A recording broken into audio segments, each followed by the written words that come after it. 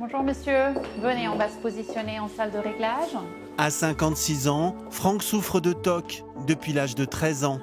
Les TOC, ce sont des troubles obsessionnels compulsifs, une maladie qui peut être très handicapante. Tout se passe bien, sinon... Très bien, oui. Il est suivi désormais à l'Institut de neuromodulation de Sainte-Anne, un centre à la croisée de la psychiatrie et des neurosciences. Un peu. Au niveau de la maladie, on reste toujours stable. Il y a pas de- Avant ce nouveau traitement, ses pensées étaient obsessionnelles, avec des gestes répétitifs, irrépressibles. Moi, ça me mettait dans un état pas possible. J'aurais pu à causer, transpiration excessive. Et je ne pouvais plus rien faire d'autre. Mon cerveau était bloqué sur un exemple, je dis n'importe quoi, mais je regardais ma main, parce que j'avais mal mis ma main, il ne fallait jamais mettre comme ça. Mon cerveau me demandait toujours de mettre ma main comme ça pour que ça aille. Mais j'arrive jamais à la mettre bien. Donc ça va jamais. Donc vous n'êtes jamais bien, quoi. À la fin, je ne pouvais même plus faire ma toilette. Donc c'est même plus handicapé. Oui, ça vous pourrit la vie complètement, quoi. C'est une prison, hein. C'est une prison au final. L'errance médicale de Franck va durer 35 ans, avec des médicaments inefficaces sur lui. Et puis en 2017, les médecins lui proposent la mise en place d'un implant dans le cerveau, une stimulation cérébrale profonde.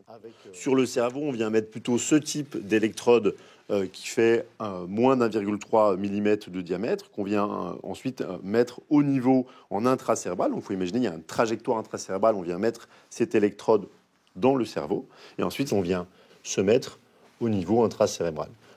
Et ensuite on vient implanter le neurostimulateur au niveau du ventre.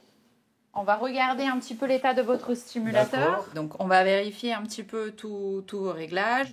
2 fois par an, Franck revient pour effectuer quelques vérifications et affiner les paramètres. Cette électricité qui est délivrée va recalibrer la communication entre les neurones et va stimuler ou sous-stimuler une zone précise qui est malade dans une déterminée pathologie psychiatrique et donc va améliorer les symptômes. 15 jours seulement après son opération, Franck a ressenti le changement. Alors ça s'est amélioré, jusqu'à un moment où ça est devenu stable et que c'était parfait, quoi. Ça vous a changé la vie ? Ah bah, plus ça m'a... Honnêtement, je pense que je serais pas là pour vous le dire si ça continuait comme ça. C'était plus vivable. C'était plus vivable. Donc non, ça a plus que changé la vie, ça m'a... C'est une nouvelle naissance. Voilà, ne la bougez pas. Demain, nous verrons que la neurostimulation peut aussi soigner d'autres pathologies psychiatriques. Le fonctionnement de votre